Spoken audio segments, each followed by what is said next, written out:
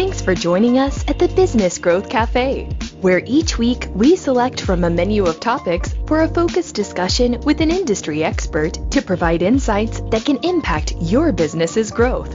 With your host, Angelo Ponzi. Hi, I'm Angelo Ponzi, your host here at the Business Growth Café, and thank you for joining me. As a business owner, especially in startup and early stage businesses, small businesses, you really spend your time working in your business, not necessarily on your business. That burden of the day-to-day of driving new business, growing your company can be overwhelming, especially when it comes to your financial data and your financial leadership. At the cafe today, I'm excited to have Eli Eisenberg, founder and president of Straight Line Management, which focuses on providing CFO services and financial expertise to help growing companies identify and exploit key opportunities. But before we begin, let me take a quick break before we begin our conversation. I was recently speaking with the president of a manufacturing company. When the topic turned to competitors, his response was, "We don't have any competitors. We're the market leaders, and they look to us for their cues. I don't pay any attention or worry about them at all." How many times have you heard this said? For me, as a marketer, plenty. Regardless if you're the market leader, a challenger, you have competition. Whether your competition is a specific company, new technology, or anything else that changes the dynamics of the market you serve, you have a competitor. You need to consider setting up a competitive intelligence program as an ongoing business strategy and not treat your program as an annual task. In my opinion, understanding your competition is as important as understanding your customers. To help you begin thinking about the process, time requirements, and the monetary investment that it takes to develop and implement an effective program, I've created an ebook as a resource that you can find on my website at theponzigroup.com. An effective competitive program helps you keep one eye on your competition while keeping one eye on opportunities. Thank you again, and I appreciate your listening. As I mentioned today, I'm joined by Eli Eisenberg, founder and president of Straight Line Management, to discuss the importance of financial management when it comes to growing your business. Eli, welcome. Thank you so much for inviting me, Angelo. First, congratulations on your 29 years of a successful business. Thank you very much. Yeah, it's exciting. I know that in growing my own business, my first business, or my second business actually, over a 13-year period, I learned a lot in really running a business, which I've been able to translate into helping my clients and have more of a holistic view on the business as opposed to just marketing. And so, we learn by trial and error, and our clients get to benefit from that. That is for sure. God knows I made my mistakes early in my career. I should share one with you. When I first started consulting, I went out and I got clients, and the first 6 months I did nothing but work on jigsaw puzzles because I had no idea how or where to find clients. But I started doing some networking. I got one client, then another client, then another client. Before I knew it, I was working 40, 45 hours a week for 4 different clients. And I stopped networking because I was gainfully employed in my consulting practice. And then one engagement ended, and then another one ended, and then another one ended, and then all of a sudden I had no more business and no pipeline. So lesson number one is, I don't care how busy you are, I don't care how much business you have, never stop marketing, never stop networking. It's better to turn away business than to not have business to turn away. And so that was a very valuable lesson that I learned early on. Well, and good thing you learned it early on. And I've had a few of those trials and tribulations where I actually took on a client one client for 96 hours, which pretty much only left me like a half a day a week. Mm-hmm. And when that client ended, because in our fractional world, they eventually, for the most part, do end. Same thing. It was 8 months later. I had no pipeline. I hadn't talked to anybody. I didn't do anything. It was like starting all over again. It's nuts. Yeah. And the other thing, by the way, in a consulting business, and we'll talk about what I do for my clients and what entrepreneurs need in a moment. But in a consulting business, what I've learned is the importance and value of having colleagues who you might consider to be my competitors, but I've reached out to other people who do the same kind of consulting that I do and formed some very valuable friendships. And what's great about that is if a client comes to me and I don't have time for them, I can still solve their problem by introducing them to one of my clients. So that's an important thing to those of you out there who are thinking about going into consulting. Don't worry about competition. Your competitors, or you think you might be your competitors, could very well be your greatest assets. So. Well, it's interesting you say that, and we're going to get to letting you tell the audience about you. But one of the things that I have discovered, so I belong to an organization called Provisors, as I just recently joined. I'm in my 6th month. I think you've been in it for many years, and you're a group leader. And I remember my very first meeting, and I'm sitting in this meeting, and it's like, so what do you do? And the other person on the other side of the room says, well, I'm a branding expert. Another person, I'm a marketing expert. All of a sudden, before it got to me, there was already 6 people saying almost the same thing I was about to say. But I've learned over the years, just because they say it doesn't mean they necessarily do it the exact same way. So I've actually been networking with, to your point, with a lot of other marketing people, trying to find, are they true competitors, or is there a niche that we can work together on? Because I have a market research background, so I'm finding a lot of cases I can actually slide into that arena and not be competitive. Since we're already into this, but let's take a little bit of time. Let's put in context for the audience about you and your business and kind of overall what you do to help businesses grow. Well, ostensibly, I'm a fractional CFO or part-time acting chief financial officer for early stage companies. Here's the secret. Every company needs a CFO. Every company needs somebody who can navigate with you, if you're an entrepreneur, the financial pitfalls. Not every company needs to hire somebody to do it 40, 50 hours a week. Not every company can afford to have somebody do it on a full-time basis. Experienced, knowledgeable chief financial officers can cost a bundle. But left to their own devices, entrepreneurs will often overlook important issues and not really fully understand the financial impact of the decisions that they're about to make. I have one client that had a product that was a very slow moving product, and it was basically a waste of time for him to keep selling it.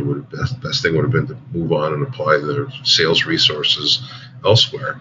But he didn't want to stop pushing his salespeople to basically waste their time, because he'd invested $150,000 in the tooling and he hadn't recouped that tooling cost. I said, well, Bob, that's a sunk cost. You're going to get it back faster by directing your salespeople to sell products that are in greater demand and have a higher margin than just to keep trying to sell this dog of a product. So that's one example. I could probably fill the next 5 hours with examples. I won't do that to you. But another example was, I had a client who came to me and said, I worked out quotas with the sales vice president and want you to implement the commission plan. I took one look at it. I said, Stan, this won't work. He said, why not? I said, because when you add up these quotas, they're $500,000 below your break-even point, which means that if everybody meets a quota, the company is going to lose money and you're going to be paying extra money that you don't have to pay them. He said, no, that's not right. I said, listen, I basically got a piece of, I do a lot of back of the envelope stuff. It's just nature of the business, right? I said, here are your fixed costs. Here's your gross margin. In order to cover your fixed costs, you have to have an equal amount of gross margin, and therefore your sales have to be Y. These quotas add up to Z, which is $500,000 below Y. And he said, oh, that's not going to work, is it? He said, no. He said, well, what do you suggest? I suggest you go back to them and tell them they've got to increase their quotas collectively by at least $1 million. He said, okay, but you do it. So I had to, not only did I have to solve the problem, I also had to be the hatchet man, which is okay. That's the kind of thing, that's the kind of nature I have with my clients. Typically what happens is they'll bring me in on something that they see as purely financial, and I'll get involved with a lot of the operational stuff, like commission plans, like bringing in other resources. And so that's the nature of the beast. I will say that the CFO often becomes a hub for referring all kinds of business to his or her clients. Mm-hmm. So.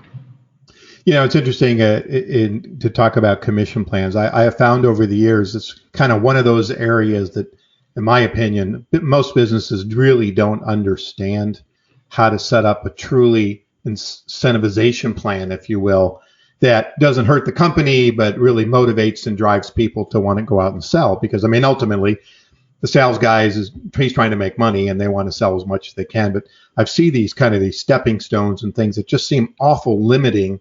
And frankly, it sucks away any motivation to go out. So I was working with a client last year, and we were kind of designing their 3 to 5 year plan. And the conclusion we came to, without getting into a lot, is most of their business comes from renewals. But to grow, to beat the numbers we needed to get to, we had to get acquisition. In the acquisition, there was no incentive to go after new business. It was all designed around retaining the business that they had. So that was a struggle to get them to think differently. And I would assume you run into that all the time. Yeah, well, no, that's for sure. And maybe after this, you and I should compare notes, getting into the weeds a little bit on commission plans. There are 2 important elements when it comes to commission plan. People, don't often understand this. Number one is you have to be able to afford to pay the commissions, because if it doesn't get to the point where they're profits and you have to say to your salespeople, I'd love to pay you, but I can't pay you because I don't have the money to pay you, that's a disincentive. 2 is commission plans are not about compensating salespeople. It's about driving behavior.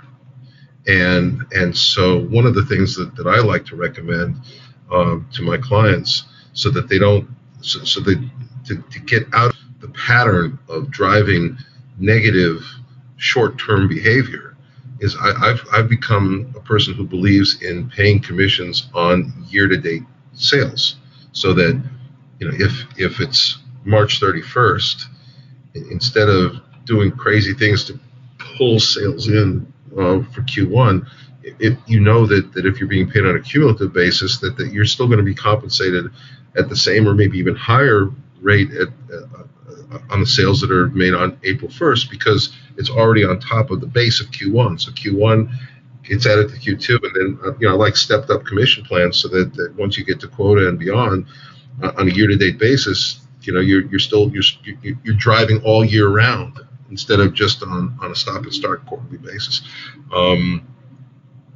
Anyway, it makes sense. I know there's so many different structures and things like that, and I like what you just said, because again, if that's on that quarterly, if it feels like the hatchet fell and you're starting all over again. To your point, I think there's a lot of disincentivization. Mm-hmm. I was working with this company when I was in, and I was doing an assessment of them. They had 12 salespeople, and I looked at their quotas for the year. And I said to the head of sales, I said, so how long is whatever her name was, Susie, been here? Oh, she's been here 15 years. Okay. How long has the guy in the number 12 spot? How long has he been here? Oh, he's been here 3 months. So how can they have the same quota? It doesn't make any sense. There's no way he's going to hit those goals. So anyway, it's crazy stuff. So I do like to ask some consistent questions among my guests, because I love hearing this part of it. So when it comes to growing your business, what keeps you up at night, if anything does? That's funny. What used to keep me up at night was wondering where I was going to get the next client, and how I was going to get the next client, and how to balance my marketing and networking with what I do.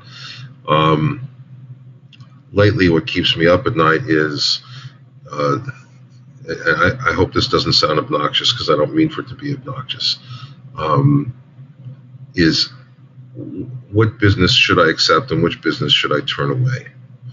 Because, and especially because since becoming a group leader of provisors, people come to me all the time for financial models, for to fix their accounting, to general financial advice, to clean up capitalization tables, and just for general mentoring. And I'll talk about mentoring later. I don't have enough time to handle all the business, and I don't really want to grow my business by adding people. I love providing personal service. I don't want to manage or have to worry about the quality of somebody else's work. So, I get all the time, well, why don't you just hire some people and grow your business? I said, you know what? That's not that's not a business. Going from 1 to 2 is not just growth. It's a fundamental change in business model and the way you go about your life. When I go to bed at night, I don't have to worry about paying a salary. I don't have to worry about the quality of somebody else's work. I know that all of the relationship, all of the interaction is between me and my clients. So the question is, how do I grow my business when I'm maxed out? One of the things I've done is over time, I have raised my rates, supply and demand, but that doesn't seem to have chased away people. So I have to become more subjective and more qualitative about how I accept clients. It really comes down to, do I really want to work with you or not? And again, that may sound obnoxious, but it's not just about the dollars, it's about the quality of life. And so if I meet an entrepreneur and they seem like they're, that they're really excited and enthusiastic about me working with them and appreciative of the kind of advice I'm going to give them, and B, they seem like they're going to be reasonable when it comes to working with them, and not making outrageous demands or just be a difficult client. So I really try to make the qualitative aspect of my consulting practice as positive as I can. The other thing is, in terms of growing my business, here and there, I've been able to, when I recognize an opportunity, been able to say to a client who might not otherwise be able to afford me, listen, if you're willing to throw some equity into the deal, I can work at a slightly lower rate. And I've had a couple of nice exits actually from clients who've sold that it turned out to be a good investment. And that's when I have to wear my venture capital hat because you don't want to, by accepting a lower billing rate, you're actually investing in a company, right? Absolutely. So you have to do your due diligence. You have to like the idea. You have to like the team. You have to believe that they have a chance of going somewhere. So I guess, there's very little that keeps me up at night, other than my wife kicking me when I was snoring. But that's kind of how I think about my business and growing my business and how I manage it going forward. Okay. Well, that's interesting you said about taking equity. And I think that's, as a consultant and actually as a business owner looking to attract talent that you might necessarily be able to afford, that's always an option. I've got a conversation going on with someone right now. Now, I swore I would never do that again. I did it a lot when I was growing my advertising agency. And about a year or two ago, I was in my bank and I was going in my safety deposit box, getting something, I don't know, passport or something. And I saw all these envelopes and I pulled them out and started reading them. And it was all the deals I had done that pretty much didn't go anywhere. So there were a few of those. Yeah. And my wife has warned me anytime she hears me talking about, hey, I've got this guy who wants to trade. No, absolutely not. And I've done a few things that when she told me not to do it, I did it. Actually, I bought a franchise at one point in time after she told me do not do it. In hindsight, she was absolutely correct. But it was a big learning experience on how to deal in the fast food business, which landed me a lot of accounts because I could talk their language because I'd been that route. Well, it's interesting. Go ahead. No, go ahead. The first 8 years of my consulting practice, my wife kept saying, when are you going to stop this nonsense and get a real job? Yeah. and then all of a sudden, it all came together. So I don't hear that anymore. But, yeah, there you go. They have a way of doing that, spouses, significant others. So. What's the best business advice you've ever given and or received, if it's different? I do a lot of workshops on entrepreneurship, entrepreneurial finance.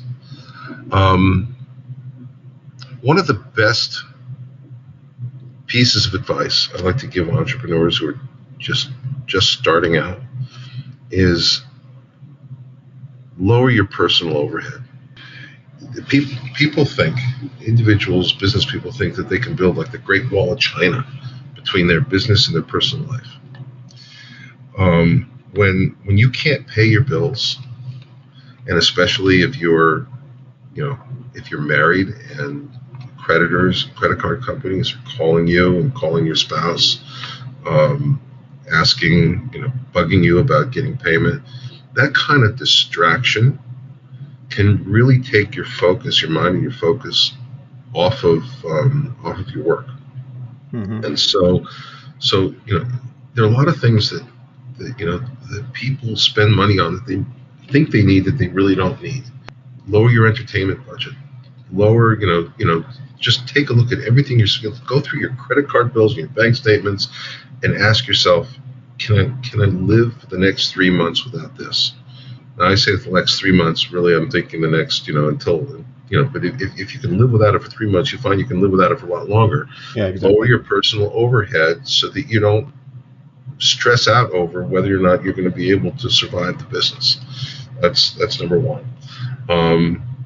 Number two is have a really good financial model, not just for investors but for yourself, so that you have a sense of what you really need in order to finance your business going forward. I guess the other piece of business advice I love to give people is don't invest in worrying, because the rate of return on worrying is always zero. Yeah, it's a terrible investment. That's great advice. I know as a small business owner and entrepreneur throughout my career, this is my fourth business, mm-hmm. But not my first consulting gig. There's always that level of fear and worry, but I every day I tell myself, spending time worrying about something I can't change is a huge waste of my time. It is, you just push those thoughts away with both hands. Yep. And just dive in, do what you have to do. Make sure that you keep focused. I have a friend and colleague. He's actually in my provisors group. His name is Chris M. King, and he's given me some tremendous tips and tools on how to get more, squeeze more productivity out of each day.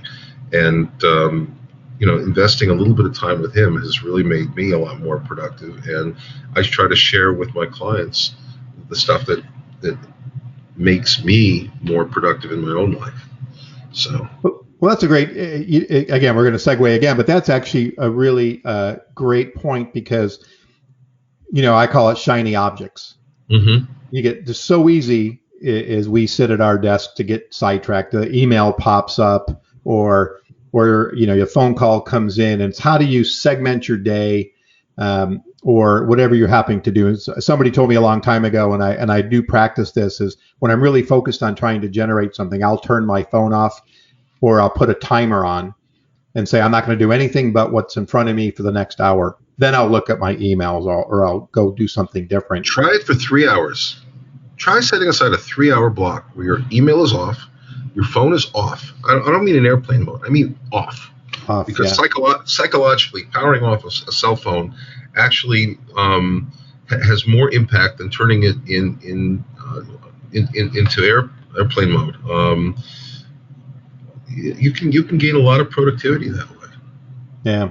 The other thing, by the way, Angela, as far as business advice is concerned, everybody should take stock of where their personal value is and what they can do best, and outsource as much of the rest as you can, to the extent obviously you can afford it.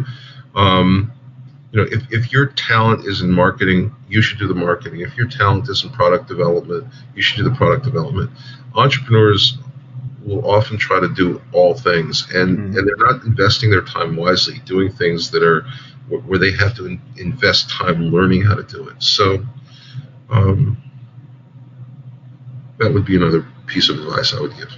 Yeah, and I think, I have found and believe that, a lot of the companies on the smaller side or startups, they just fall in love with what their product or their service offering is, and they think they can do it all. And you had a great point, is understand really where your strengths are and then capitalize on other people's strengths in order to help you achieve the goals that you want to achieve. And so looking at your business, what I could take away, you kind of break it down into three buckets: CFO, strategic planning, management services, and training and workshops. So as a business, talking about being distracted, do you focus, 33% of your time in those buckets, or is this all based on just services? And so how do you manage these kind of buckets, and where's your strength and where do you like to focus? Okay, so that's really interesting. First of all, in the training and workshops area, I don't charge for those. Maybe I should. I've been told that I should. Mm-hmm. I do a fair amount of mentoring because I enjoy doing it. There are a lot of entrepreneurs who can't really afford extra services. They're pre-revenue. They're just getting started. So there are a number of organizations here in Southern California. There's the Stubbs Alderton Markleys Pre-Accelerator, Expert Dojo Accelerator, Toolbox LA, Hub 101, and I make myself available, and I give each of these organizations, a couple hours a month, and it's just free time. I also will do workshops or teach classes, at entrepreneurship programs of local universities. I've been a guest lecturer a number of times at USC and at Chapman University and Westmont College and CSUN. And that's all free time because I love to teach. I actually thought at one point in time earlier in my life that I wanted to be a college professor, and minored in education when I got my MBA. So I love to teach. Mm-hmm. And I think it also, from a marketing standpoint, getting up in front of a group and sharing information, I think it's the best marketing I can do. So that's not a third of my time. It's considerably less than a third of my time. Okay. But I addressed it first because it's really the labor of love. It's the thing I love doing the most. The other stuff is, it's situational. So I'm CFO for some companies, and I do discrete projects for others. For example, it's not unusual for an entrepreneur to be introduced to me.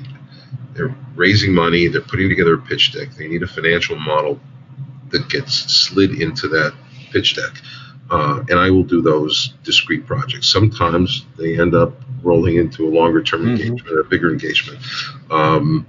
But I'd say that the CFO, day to day, week to week, month to month CFO work is probably 50, 60, 70% of what I do, depending on the week.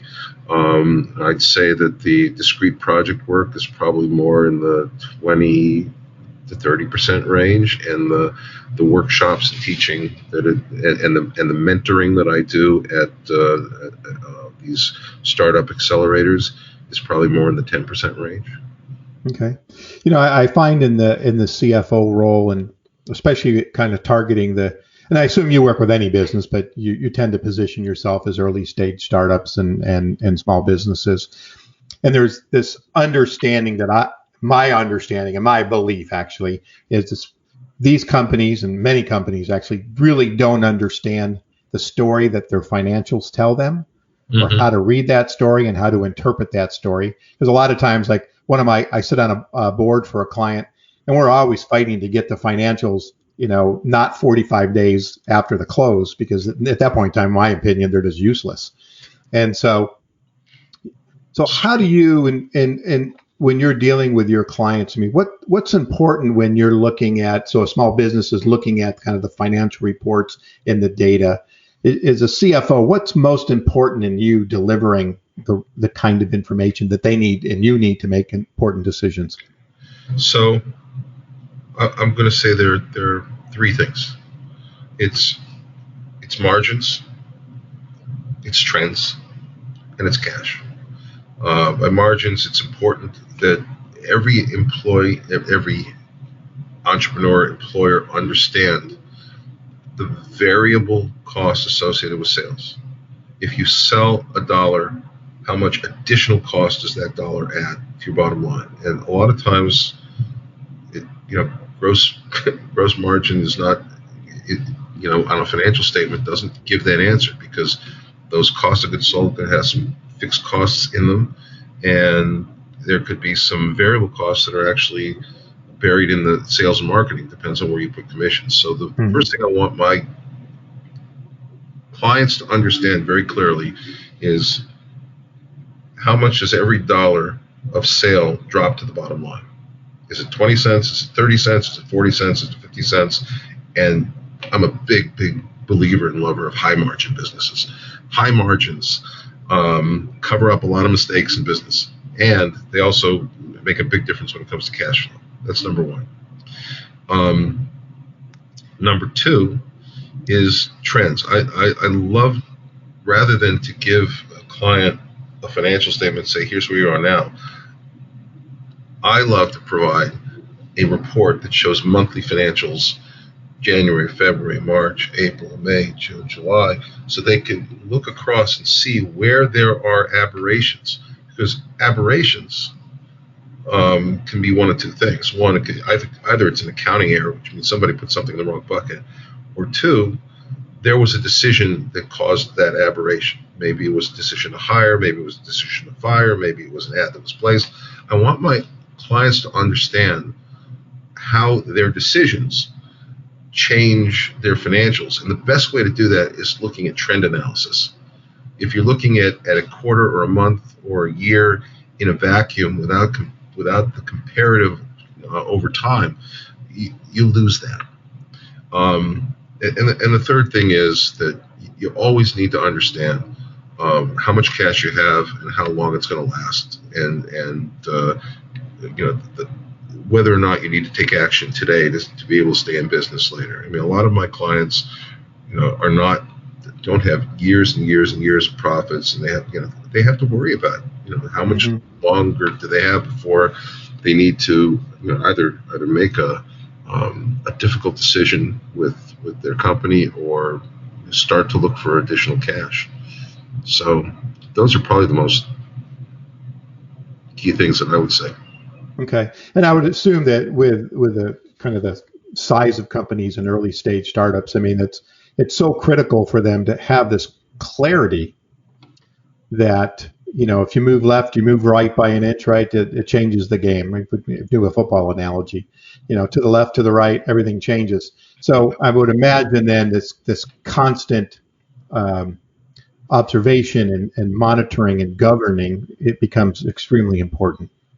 No, it does. And I'll tell you something else. And it's maybe something as simple as knowing what payables you can pay and which ones you can defer. I mean, I have one client that was expecting a big payment from a client 3 months out, and the near-term forecast showed a dip in cash until he got to that point.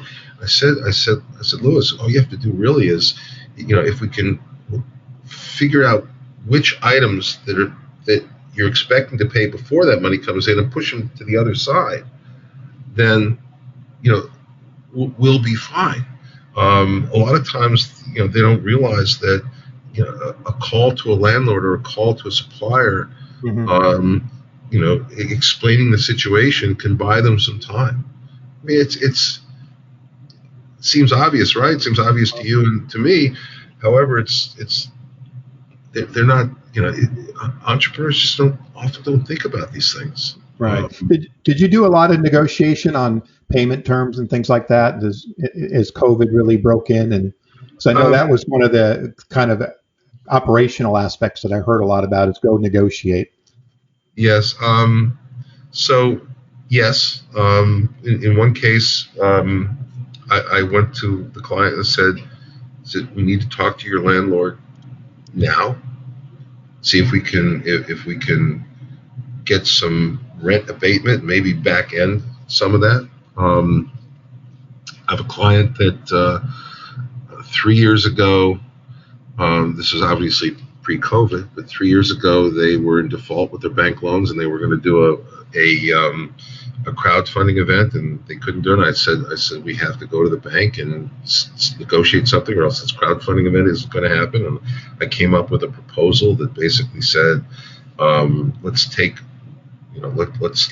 what we have, pay 1% per month, which would spread it out over 100 months with a balloon payment after 3 years, and the bank accepted it, and they got out of default. We're coming up on the 3-year balloon payment period, and I'm going to be renegotiating that also. Sure. I think we'll be fine because they've been on time with all their payments to date, and the bank doesn't want the client to go under because then they won't see anything. So, we'll do that. Interestingly enough, for me, is that COVID has had the opposite effect in my life, primarily because one of my clients has been a tremendous beneficiary of COVID. They manufacture a germicidal device that kills viruses and bacteria that get sucked into the air conditioning system, and so their business has gone through the roof, and their cash flow has been very good. So, and that's taken up more of my time than any one client typically would. But yeah, no, there's been a fair amount of that. We've had to look at headcount, we've had to look at rent, we've had to look at renegotiating bank line payments. So, well, that's the, I'll call it the beauty of, and as we sit in C-suites as a C-suite marketer or C-suite CFO, I mean, we're really involved in a lot of different aspects of the business, and not just finance. I mean, you're really having to look at HR and look at people and look at, capital equipment and all these different things that can have an impact. So it's not just, hey, I need somebody to do my books. I mean, that's the kind of the low end of the totem pole. Mm-hmm. I did want to, a lot of times I hear we'll do our annual marketing checkup. I was like, oh, well, if we're only waiting once a year, it's like your annual physical. A lot of crap can happen between now and then. And so I always encourage clients, hey, every 90 days, let's have a test. I'm working a lot with 90-day sprints and not getting out too far because things are changing so rapidly. So that annual health checkup, business checkup, I mean, when it comes to a financial checkup, is that an annual thing, or do you recommend every 90 days, 6 months? It's for the listeners out there. That's a really good question. I don't have a formal process. And I think that a lot of times,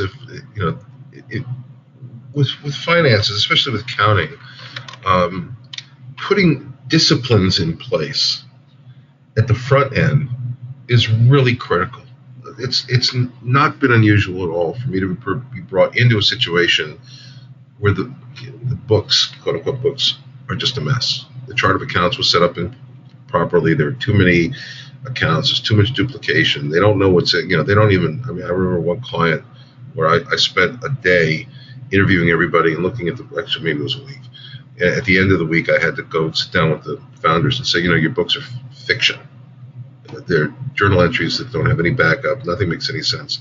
So what I like to do is I like to establish a regular monthly discipline.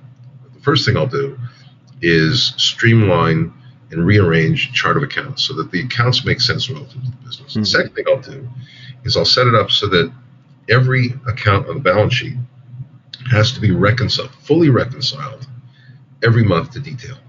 So it's not just a bank reconciliation. It's a fixed assets reconciliation. It's a making sure that accounts receivable and accounts payable tie to the agings and everything in the agings makes sense.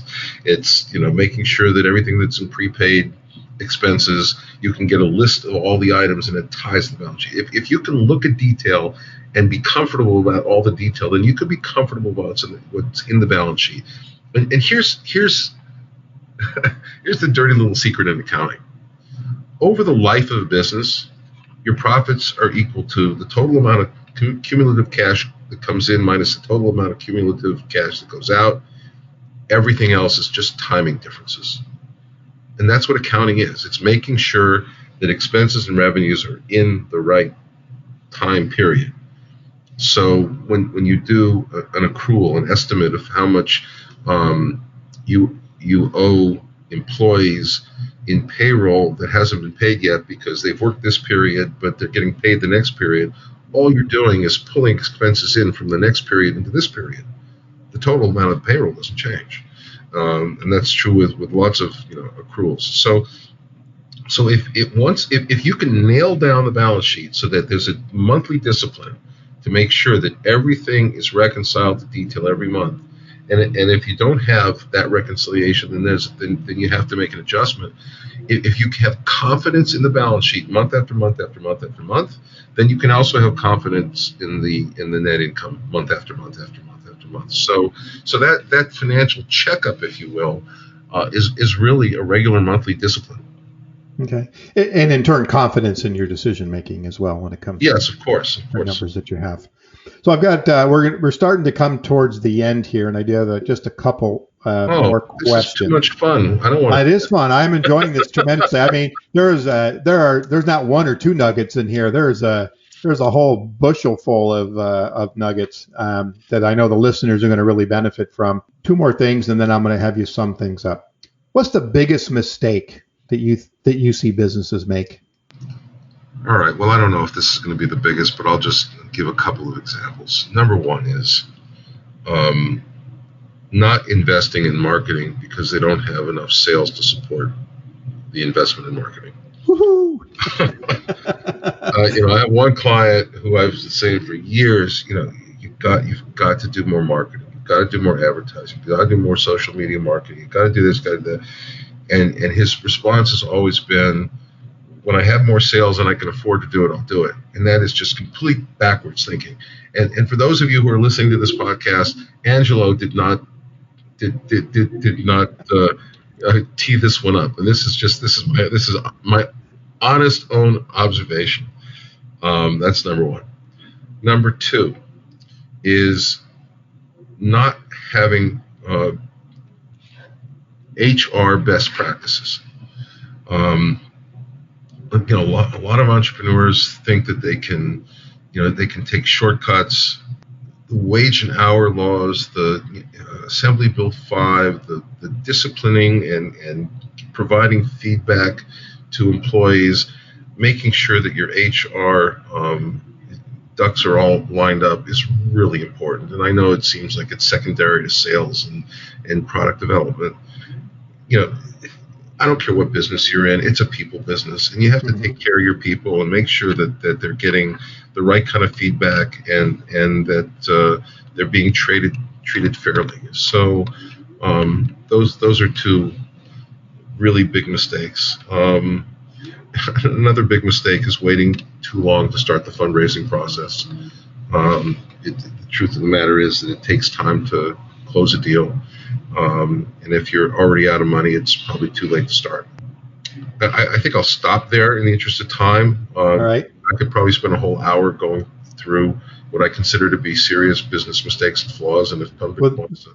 Those were good ones. And thank you for letting people know I did not tee you up for the marketing conversation. But a lot of that is about the viewpoint of the business owner, whether marketing is an expense or it's an investment. And like I think we talked at in one of our provisor meetings, when COVID hit, the first thing I saw was everybody starting to pull back, slash their marketing budgets. That's not the first time in my career that I've seen marketing suffer. And later on, it's like, oh, we shouldn't have done that. Well, absolutely. And so I spend a lot of time trying to motivate people to and educate people to understand it's a mistake. So my last question then.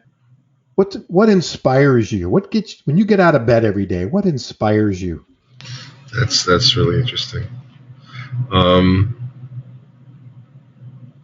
First of all, what really inspires me is making a difference and hearing clients tell me how much they appreciate the advice and the things that I tell them to do for them. That inspires me. At the risk of sounding trite, I have a wonderful family, and they inspire me. My wife and I have been married for 46 years. We have congrats. That's great. Thank you. 2 daughters, and and 3 grandchildren living with us. And so being able to experience our multi-generational household and, and do things for my family inspires me. Baseball inspires me. I love the game of baseball. I'm missing it terribly. But really just, I love what I do. I love my clients. I love when they say thank you, and I know that they mean it, because I made a difference in their lives. When I have an opportunity to point something out that they might not, that they might overlook or would overlook, putting together simple yet elegant financial models that really show my clients and their investors how the business is working, and doing it in a way that allows my clients to work with the models without screwing them up themselves. That's really inspiring. Solving interesting, complex problems in these financial models. That really gets my juices flowing. And running my providers group, I love being a group leader. And I've loved joining your groups last couple months. It's been a lot of fun. And come again. I hope I'll keep coming until you tell me I can't. Fair enough. We got a deal. Yeah, it was interesting in talking about what inspires you. I sit on a board for a company, but when I first did an assessment for them as a board member, at the end, my client said, "We need to hire you because obviously you pointed out a lot of issues and problems." And so that assignment lasted about 18 months, but I still sit on the board. And in our last board meeting, we were looking at what's going on, and the president leaned over to me and he says, "See, we've implemented everything you told us to. Thank you." And that meant a lot, because a lot of times people start to deviate once they kind of get out from under your thumb, right? Sure. And if there are any other consultants listening to this podcast, I would say to you, don't follow the advice that I was given years ago when somebody said to me early in my consulting career, don't ever give anything away.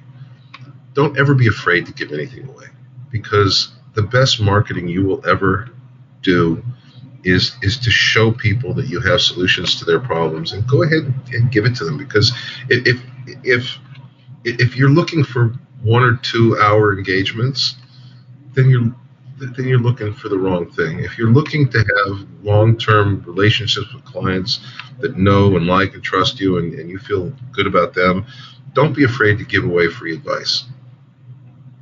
Not a lot, but not a lot. I'll give anybody an hour of my time. Yeah, and I do the same.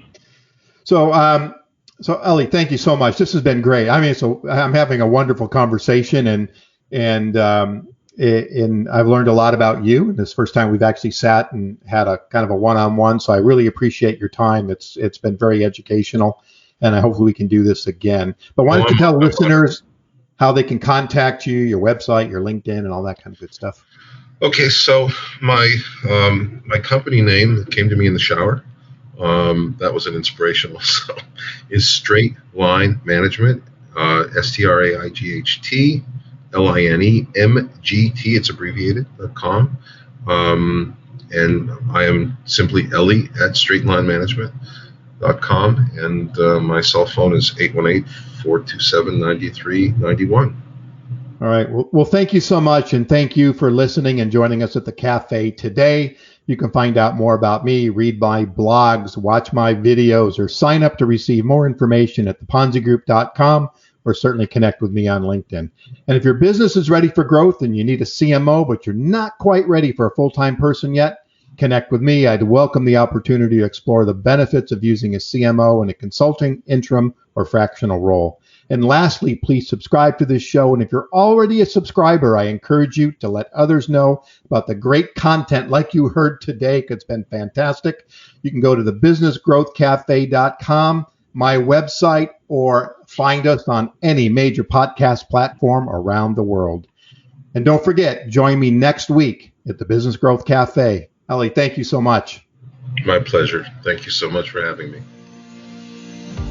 Thank you for listening to today's discussion at the Business Growth Café with your host, Angelo Ponzi. Take a moment to subscribe to this podcast and visit our website at www.businessgrowthcafe.com. Read Angelo Ponzi's blogs at www.theponzigroup.com.